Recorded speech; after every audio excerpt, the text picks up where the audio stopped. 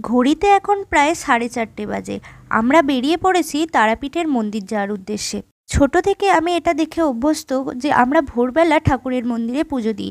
আগে হতো স্নান পুজো, এখন স্নান পুজো বন্ধ হয়ে গেছে, তাই সিঙ্গার পুজো দিই আমরা।